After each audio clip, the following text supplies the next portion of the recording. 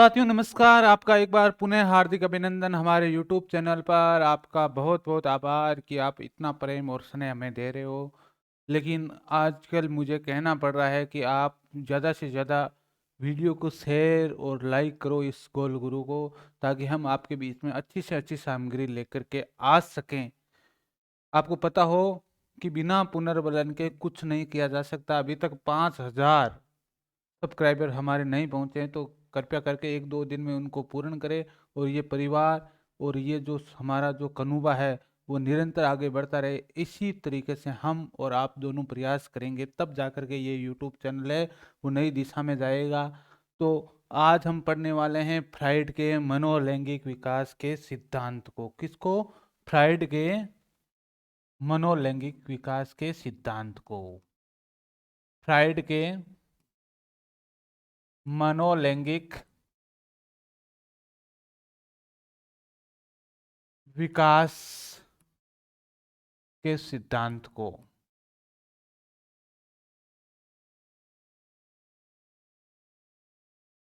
Fried क्या कहता है साहब? फ्राइड कहता है कि जो हमारी कामुकता है या जो हमारा सेक्स है या जिसको लिबिडो का है स्पेशली भाषा में, उस लिबिडो का जो भंडार गृह होता है वो एक चेतन मन होता है बालक का। और ये लिबिडो है वो जन्म से ही क्या रहता है, बालकों में मौजूद रहता है। और जो विभिन्न अवस्थाओं से होकर के वो क्या करता है, आगे बढ़ता है। सब 3-4 बातें ध्यान देनी। लिबिडो क्या है? कामुकता की जो शक्ति है जो विकसित होती है उसको लिबिडो का है। और लिबिडो का प्रमुख केंद्र कौन होता है? अचेतन मन होता है। तो पहली बात ध्यान रखना, लिबिडो का लिबिडो का प्रमुख केंद्र अचेतन मन होता है। दूसरी बात ध्यान रखना, लिबिडो या कामुकता की प्रवृत्ति, कामुकता की प्रवृत्ति कामुकता की प्रवृत्ति बालक में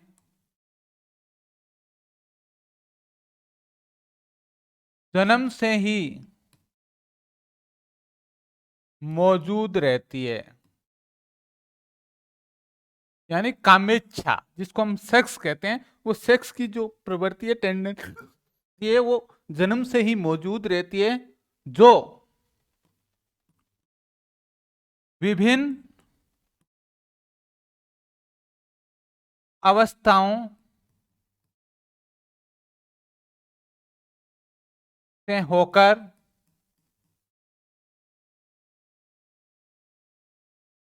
विकसित होती है।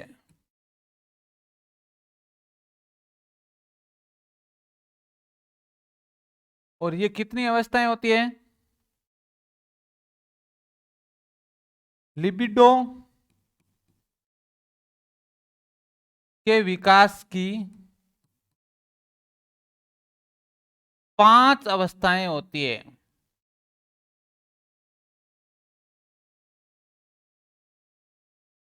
होती है। कौन कौन सी सब अवस्थाएं देख लेते हैं एक बार। पहली होती है मुखावस्था,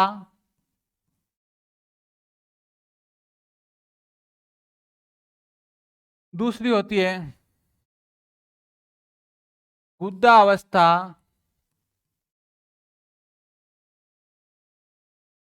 तीसरी होती है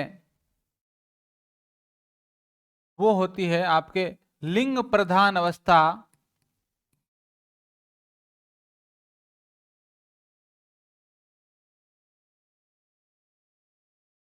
चौथी होती है वो होती है आपके अव्यक्ता अवस्था,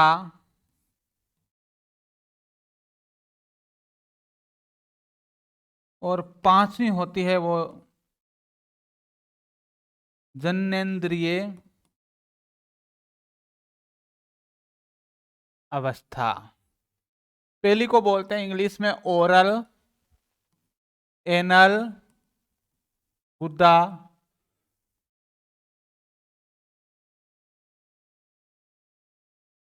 इसको फेलिक, इसको बोलते हैं लेटेंसी, और इसको बोलते हैं जेंटिल स्टेज। ध्यान देना, इनकी अवधि देखना, ये होती है 0 से 1 वर्ष, ये होती है 1 से 2 वर्ष, ये होती है 3 से 5 वर्ष, और ये होती है 6 से 12 वर्ष, और ये होती है 12 के उत्तर, 12 के बाद।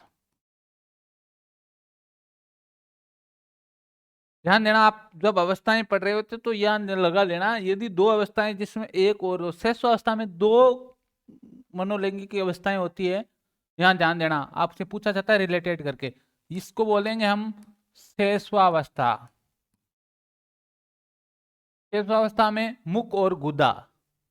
यहाँ लिंग प्रदान अवस्था 3 से 5, पूर्व बाल्यावस्था। पूर्व बाल्यावस्था में कौन सी मनोलैंगिक अवस्था होती है? लिंग प्रधान अवस्था। और यहां होती है उत्तर बाल्यावस्था। यहां कौन सी अवस्था होती है? अव्यक्त अवस्था। और यहां होती है, साहब हमने पढ़ रखा है, किशोरावस्था। ये होती है साहब जन्नेन्द्रिय अवस्था या जेंटिल स्टेज। अब साहब इनको हम डिटेल से पढ़ने वाले हैं। चलो पहले पढ़ते हैं मुखावस्था। पहली है मुखावस्था।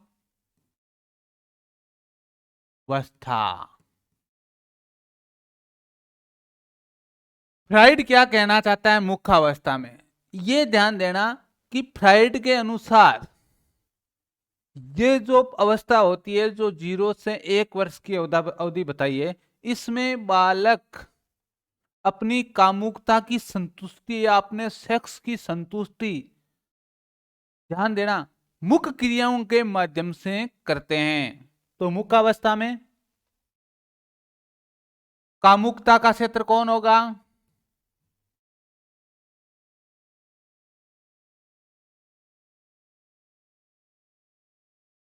कामुकता का क्षेत्र कौन सा होगा? मुख।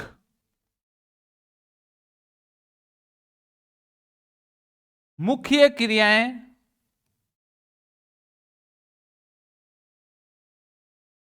जैसे चबाना, काटना और निगलना, इनसे ये क्या करते हैं? अपनी सेक्स की पूर्ति करते हैं। ध्यान देना, बहुत इंपॉर्टेंट है। यदि इस अवस्था में बालक, आपने देखा होगा कि कुछ कुछ बालक क्या करते हैं जिनको चबाने के अंदर मजा आता है, यदि ऐसी संतुष्टि होती है तो ध्यान देना, इससे आगे जाकर के दो तरीके का व्यक्तित्व है वो विकसित होता है बालकों में।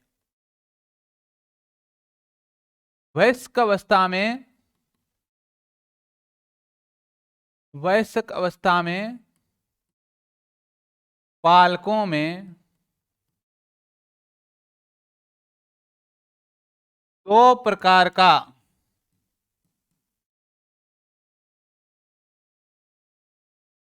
व्यक्तित्व विकसित होता है।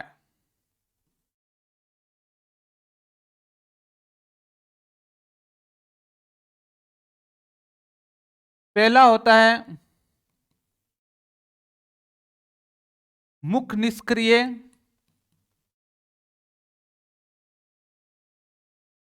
और दूसरा होता है मुख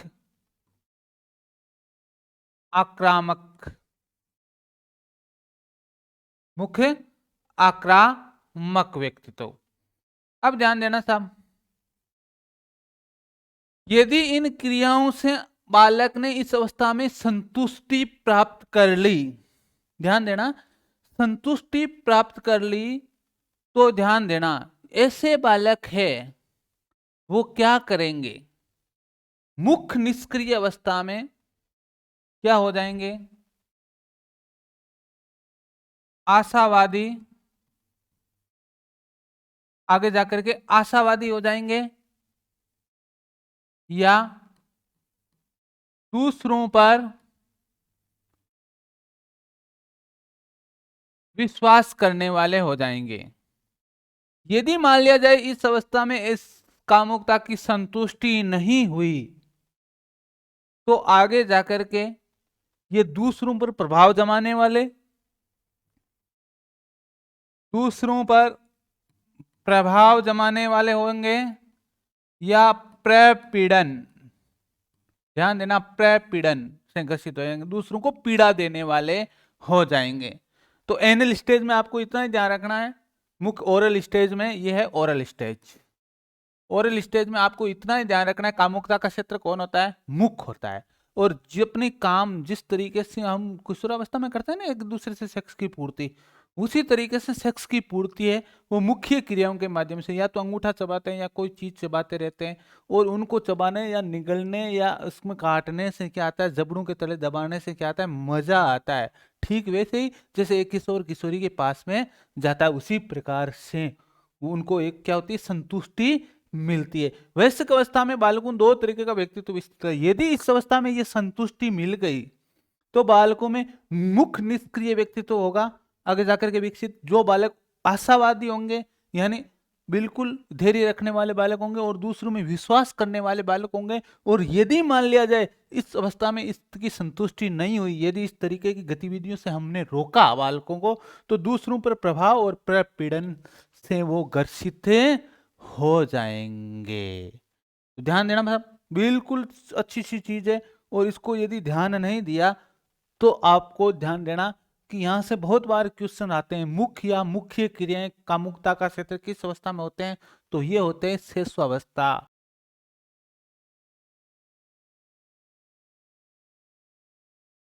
अगली अवस्था है साहब हमारी गुद्दा अवस्था। इसको बोलते हैं हम एनल स्टेज। स्टेज, ध्यान देना, गुद्दा बोलते हैं मल मूत्र त्यागने वाली जगह को हम बोलते हैं गुद्दा। इसमें कामुकता का क्षेत्र होता है वो गुद्दा क्षेत्र होता है। कामुकता का क्षेत्र होता है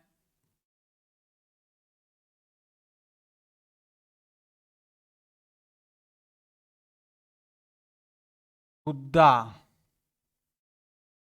होता है। कामुकता की पूर्ति कैसे करते हैं साहब? कामुकता की पूर्ति कैसे करते हैं? मल मूत्र त्यागने की क्रियाओं के माध्यम से।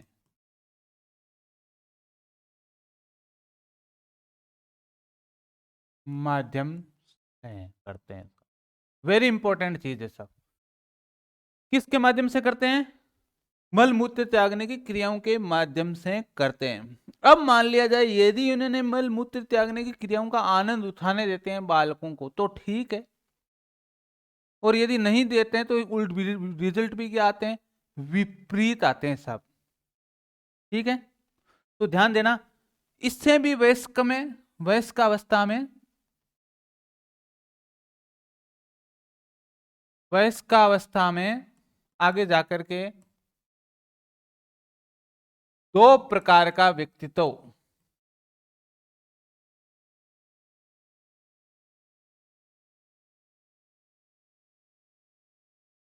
विकसित होता है।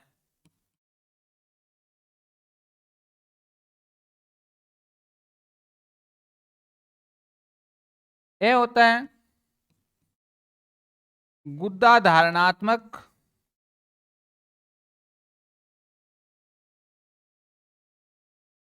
और बी होता है गुद्दा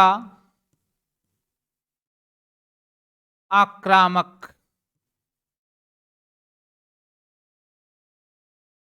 ध्यान देना साहब, गुद्दा धारणात्मक में जितने भी गुण होंगे वो पॉजिटिव मिलेंगे, और गुद्दा आक्रामक में जितने भी गुण होंगे वो क्या मिलेंगे? ध्यान देना, वो नेगेटिव मिलेंगे। तो ये होंगे हट्टी, कंजूस, समय पालक,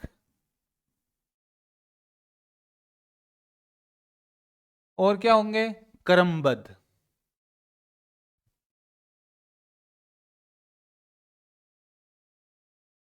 यहां पर गुद्दा आक्रामक व्यक्तित्व में क्या मिलेगा साहब, कौन कौन से गुण मिलेंगे बालकों में आगे जाकर के, ये विद्वेषी होंगे, क्रूर होंगे, कर्महीन होंगे, यानी सीक्वेंस की कोई ध्यान नहीं रखेंगे, और तर्कहीन होंगे। ये होता है सा गुद्दावस्था। तो ध्यान देना, कामुकता का क्षेत्र कौन सा होता है, गुद्दा मलमूत्र की क्रियाओं के माध्यम से अपनी कामुकता या अपने सेक्स की पूर्ति करते हैं। यदि मान लिया जाए सेक्स की पूर्ति अच्छे से होगी तो गुद्दा धारणात्मक व्यक्तित्व तो आगे मिलेगा, और यदि मान लिया जाए सेक्स की पूर्ति अच्छी तरीके से नहीं हुई तो आगे जाकर के वो गुद्दा आक्रामक व्यक्तित्व दिखाएंगे, विदेशी, क्वेक, कर्महीन और तरह की नेगेटिव गुण वाले। और यहाँ पर गुद्दा धारणात्मक में हट्टी, कंजूसी, समयपालक, क्रमबद्ध ऐसे गुणों वाले व्यक्ति देखने को मिलेंगे। चलो साहब अगली अवस्था देखते हैं कौन सी है साहब, देखते हैं। अगली अवस्था होती है तीसरी अवस्था, जिसको हम कहते हैं लिंग प्रधान अवस्था। प्रधान अवस्था, फेलिक स्टेज। ये होती है साहब 3 से कितने वर्ष तक, 5 वर्ष तक।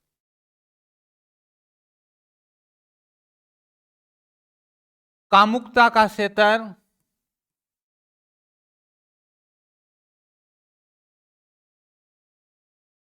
जननेंद्रियां होती है,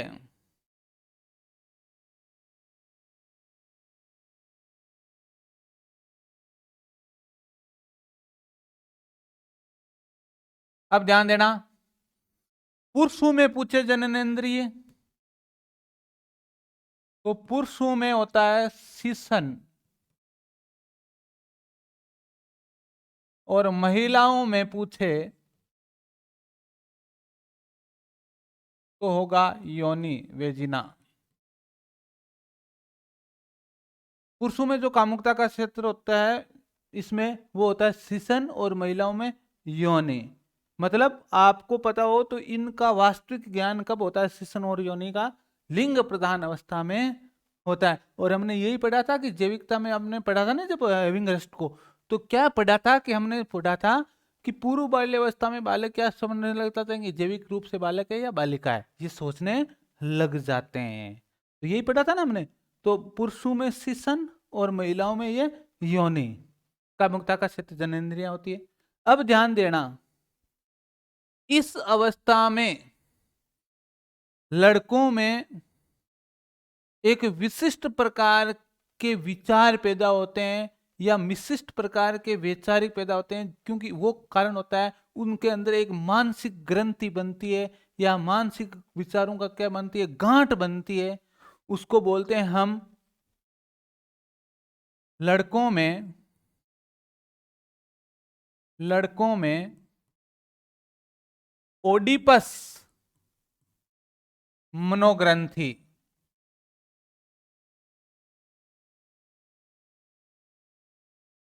और लड़कियों में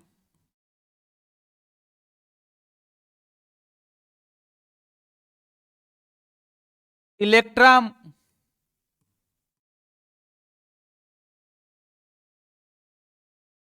मनोग्रंथि विकसित होती है। ध्यान देना, ये मनोग्रंथियां होती क्या ऐसा, ये जो लड़कों में ओडिपस होती है, ओडिपस, इसमें मातृ प्रेम होता है, और जो लड़कियों में इलेक्ट्रा होती है इसमें होता है पितृ प्रेम या पिता के प्रति प्रेम। और ध्यान देना, ये प्रेम एक ऐसा ही प्रेम होता है जैसा एक किशोर और किशोरी के बीच में होता है। ऐसा नहीं है कि माँ तेरे लिए मर जाऊंगा, तेरे लिए वो कर दूंगा, तूने मेरे लिए इतने दर्द सहन किए। एक वैसा ही प्रेम दिखाता है। यानी इस ओडिपस ग्रंथि के कारण से लड़का अपने माता के प्रति यौन इच्छा या रति क्रिया की इच्छा रखता है और लड़की अपने पिता के प्रति यौन इच्छा या रति क्रिया की इच्छा रखता है। तो लड़का माता के प्रति यौन या रति क्रिया की इच्छा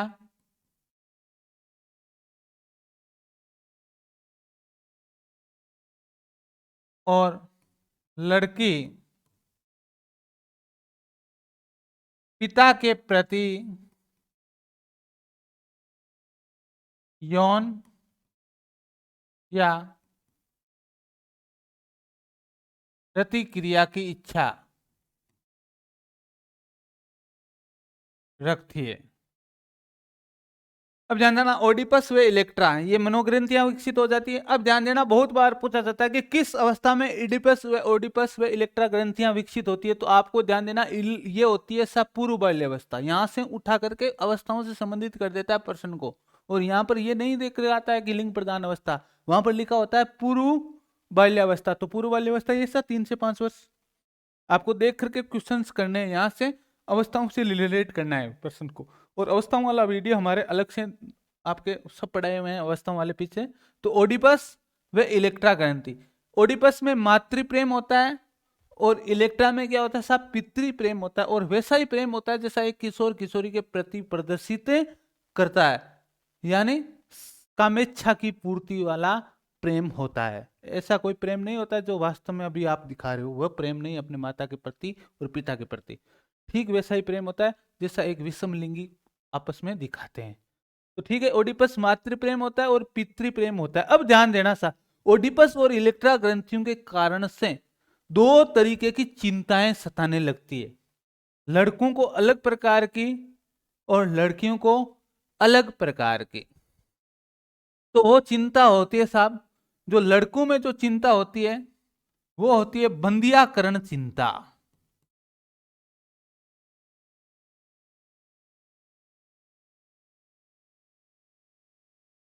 और लड़कियों में होती है लिंग ईर्ष्या की चिंता।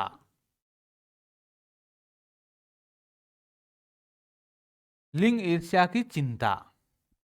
बंदियाकरण चिंता में लड़का ये सोचता है कि यदि मेरे पिताजी को मेरी माता के प्रति इस प्रकार का प्रेम का पता लग गया तो कहीं न कहीं मेरे लिंग को क्या नहीं कर दे, काटने दे। तो पिता से वे होता है, पिता से लिंग काटने का भय होता है। ये क्वेश्चंस पूछे गए हैं साहब सारे के सारे।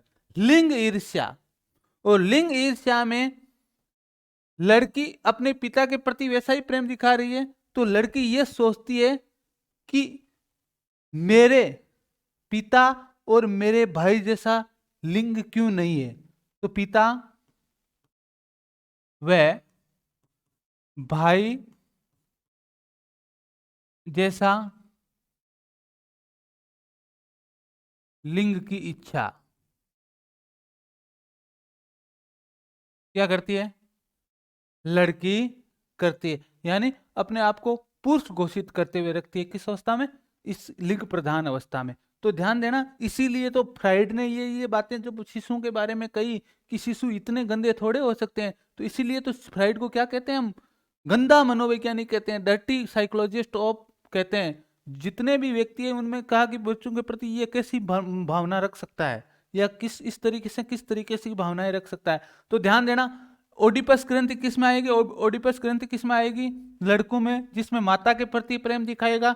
इलेक्ट्रा ग्रंथि किस में आएगी, लड़कियों में, जिसमें पिता के प्रति प्रेम दिखाएगा विषम लिंगियों की भांति। और बंदियाकरण चिंता किस में आएगी, पिता से लिंग कटवाने का भय रहता है, ये लड़कों में आएगी। और ये लिंग ईर्ष्या की चिंता किस में आएगी, लड़कियों में आएगी। और इसमें क्या रखती है, लड़कियां इच्छा रखती है कि मेरे भाई और मेरे पिता जैसी लिंग क्यों नहीं है, योनि की जगह ऐसा होना चाहिए था मेरे। तो ये सब बातें फ्राइड के द्वारा की गई है, ये कोई मुख्य बात है। अब ध्यान देना, यदि यदि बालक मैं इन अवस्थाओं से पार पा गया। यदि इन अवस्थाओं का सही तरीके से निस्तारण हो गया बालक में, तो बालक सकारात्मक व्यक्तित्व दिखाएगा। और यदि इनसे नहीं पाया तो ध्यान देना, इस अवस्था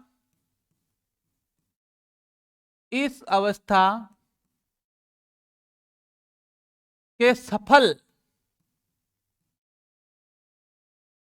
आबंद न होने से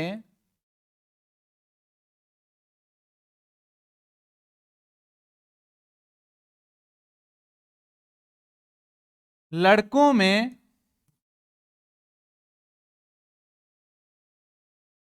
उतावलापन,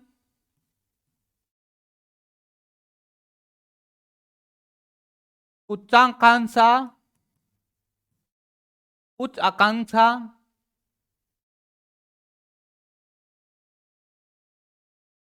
व धैर्यहीन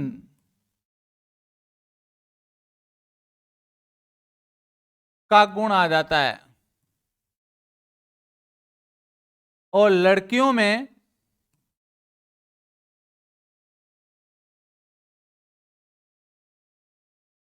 इश्कबाजी,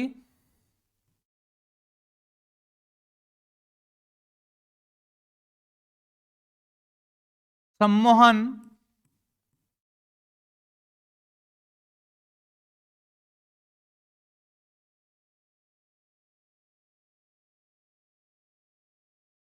रति सक्रियता आदि का गुण आ जाता है। और एक ध्यान रखना भाई, शेखबाजी, लड़कों में आता है शेखबाजी, यानी बिना फालतू की गप्पा मारने वे गुण आप लग जाए।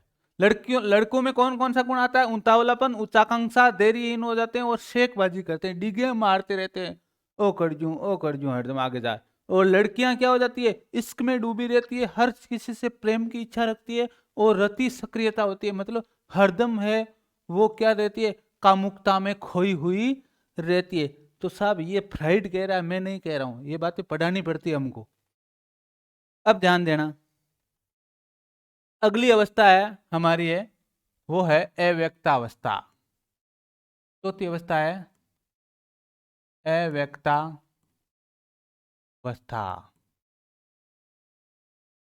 इसको बोलते हैं सुषुप्ता अवस्था, सुषुप्ता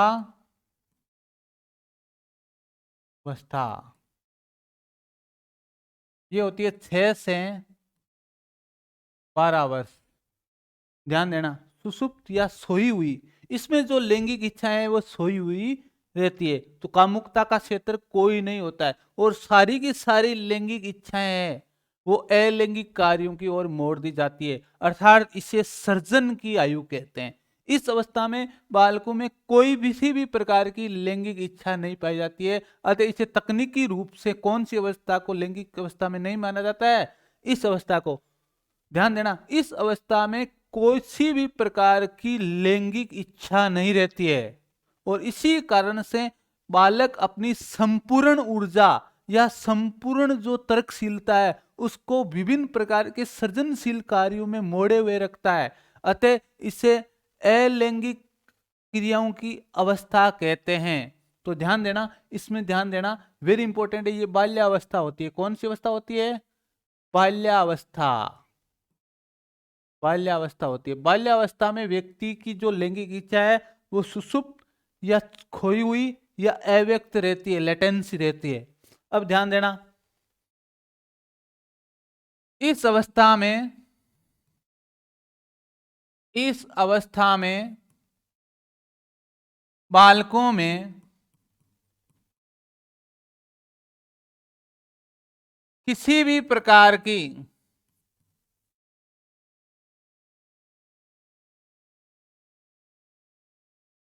लैंगिक इच्छा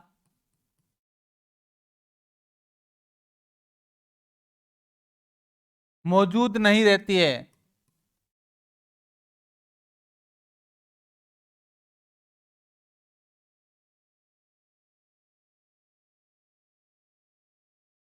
दूसरा ध्यान देना सा, संपूर्ण ऊर्जा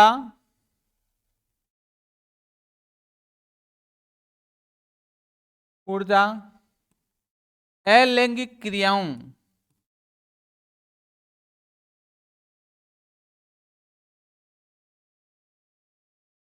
जैसे खेल कूद, चित्रकारी,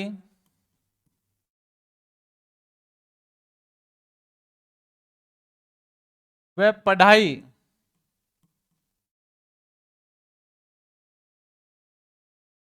की ओर केंद्रित रहती है।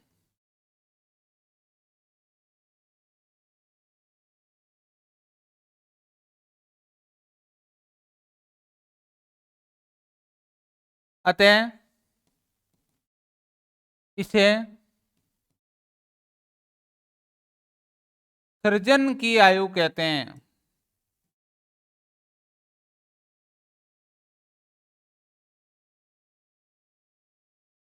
सर्जन की आयु कहते हैं। यानी बिल्कुल अव्यक्त रहती है, बिल्कुल छुपी हुई रहती है, दबी हुई इच्छाएं रहती है, और ये संपूर्ण ऊर्जा है वो अलैंगिक क्रियाओं में संलग्न करता है। इसी कारण से बालक की भी विभिन्न प्रकार की जो क्रियाएं हैं वो इस अवस्था में सिखाने का सुअवसर प्राप्त रहता है विद्यार्थी शिक्षार्थियों के पास, शिक्षकों के पास, ताकि शिक्षार्थियों का क्या हो सके, सर्वांगीण विकास हो सके। क्योंकि इस समय जो लिबिडो है वो संपूर्ण ऊर्जा है, लिबिडो या कामुकता की जो संपूर्ण ऊर्जा है वो क्या डिस्टर्ब नहीं है इधर उधर।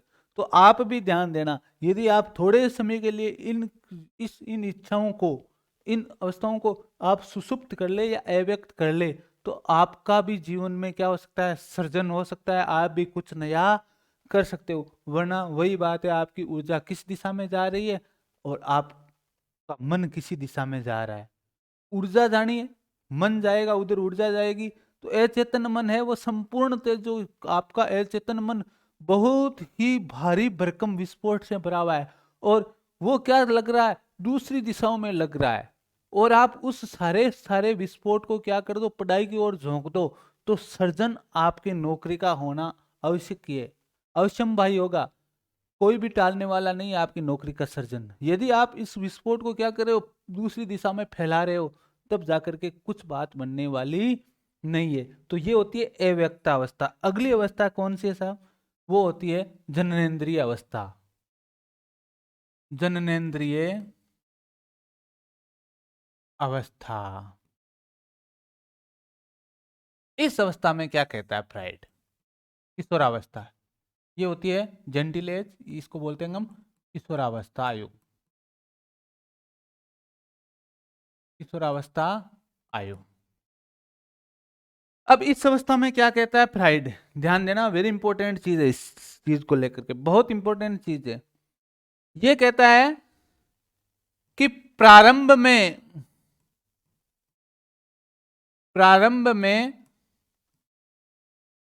कामुकता समलैंगिक होती है। यानी आरंभिक किशोरावस्था में क्या होती है, कामुकता समलैंगिक होती है,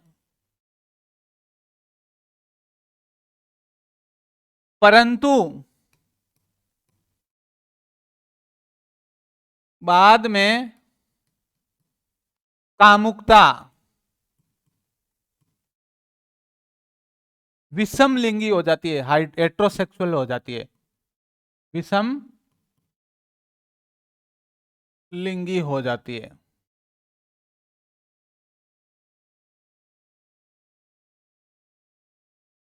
यानी प्रारंभ में जो कामुकता है वो किसकी ओर मुड़ी हुई रहती है, समलिंगी, लड़के लड़कों से तथा लड़कियां लड़कियों से क्या करती है, स्नेह दिखाती है कामुकता में। और यहाँ पर परंतु बाद में जैसे जैसे प्रारंभिक किशोरावस्था जाएगी, मान लिया जाए बच्चा जब क्या होगा, 14 15 16 17 साल का होने लग शुरू हो जाएगा, 13 14 15 से 16 17 साल का शुरू होने लग जाएगा, तो उसकी कामुकता किसकी ओर मुड़ जाएगी, विपरीत लिंगियों की ओर या विषम लिंगियों की ओर मुड़ जाएगी। और संपूर्ण जीवन है वो ऐसी ही ऐसी चलती रहेगी, विपरीत लिंगियों के प्रति उनका आकर्षण है वो चलता रहेगा। तो ये किशोरावस्था से संपूर्ण प्रौढ़ता तक रहती है, जब तक क्या होता है, जब तक रजोदर्शन बंद नहीं होते हैं, या क्या होती है, वृद्धावस्था नहीं आती है, तब तक ये चलती देती है, परंतु बाद में कामुकता विषम लिंगियों की ओर क्या हो जाती है, केंद्रित हो जाती है। और उम्र है वो हम विषम लैंगिकों के प्रति चिंता में सारी की सारी ऊर्जा है चेतन मन की है वो हम क्या कर देते हैं, गंवा देते हैं, किसी भी प्रकार का सर्जन नहीं करते हैं। सारे के सारे लोग है वो इश्कबाजी में चक्कर में आकर के अपने जीवन को क्या कर देते हैं, धूमिल कर देते हैं। तो आपको ध्यान देना है कि ए चेतन मन में अथाह लिबिडो शक्ति है, और इस लिबिडो शक्ति को किस तरीके से सर्जन में काम में लेना है और किस तरीके से हमें कामुकता के प्रति काम में लेना है। तो आपको एक संतुलन या समन्वय बना करके चलना पड़ेगा, तब तो जाकर के आप क्या कर पाओगे, किसी न किसी प्रकार का सर्जन या अच्छा काम कर पाओगे। वरना आप क्या करोगे, आपका पूरा जीवन है वो विस्फोट से भरा हुआ रहेगा। तो धन्यवाद दोस्तों, ये वीडियो कैसा लगा? जय हिंद।